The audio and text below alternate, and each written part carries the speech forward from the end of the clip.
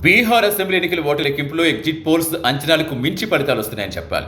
Yes, జనరల్గా exit polls exact పోల్స్గానే మారిపోయాము. ఎప్పుడైనా సరే మనం చూసుకుంటే జనరల్గా ఓటింగ్ శాతం పెరిగిందంటే ప్రభుత్వ వ్యతిరేకత ఎక్కువ ఉంది అని నానుడు ఉండేది. బట్ అక్కడ బీహార్లో గతంలో ఎప్పుడు లేనంతగా ఓటింగ్ శాతం పెరిగింది. అక్కడ ప్రస్తుతం ఎక్కడ చూసినా ఎన్డీఏ కూటమి అభ్యర్థులు దూసుకుపోతున్నారు.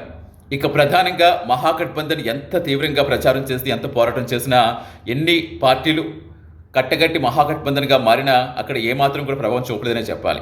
ముఖ్యంగా సీమాంచల్ ప్రాంతంలో ముస్లిమ్స్ ఓట్లు ఎక్కువ ఉంటాయి. అక్కడ ఎంజీఎంని అంటే మహాగఠబంధన్ దెబ్బ కొట్టింది మజ్లిస్ పార్టీ అంటున్నారు.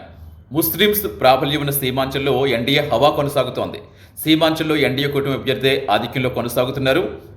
అలాగే మజ్లిస్ కూడా ఓట్ల శాతం పెరగడంతో మొత్తానికి మహాగఠబంధన్కి మాత్రం భారీ నష్టం జరిగిందని చెప్పాలి.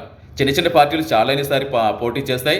చిన్న చిన్న పార్టీలే కదా లైట్ తీసుకుంటే అవే పెద్ద ఎఫెక్ట్ అయ్యిగా మారి చెప్పాలి. ఎందుకంటే ప్రశాంత్ కిషోర్ కూడా పార్టీ పెట్టి కొన్ని చోట్ల పోటీ చేయించారు. ఇప్పుడు అంతా కూడా ఓట్లు మహాగఠబంధన్ చీల్పటికి తెలుస్తోంది. ఇప్పుడు బీహార్లో స్టార్ క్యాంపెయినర్స్గా ఆల్రెడీ మోదీ, అమిత్ షా ప్రచారం చాలా భారీ ఎత్తున చేస్తారు. అమిత్ షా నినాదం ప్రస్తుతం కౌంటింగ్లో కొనసాగుతుందా అనిపిస్తోంది. ముఖ్యంగా ఎన్డీఏ కూటమి అభ్యర్థులు భారీ స్థాయిలో దూసుకుపోతున్నారు. అంతేకాదు, గతంలో బీహార్ ఎన్నికల నేపథ్యంలో అమిత్ షా పదే పదే ఒక నినాదం చెప్పేవారు.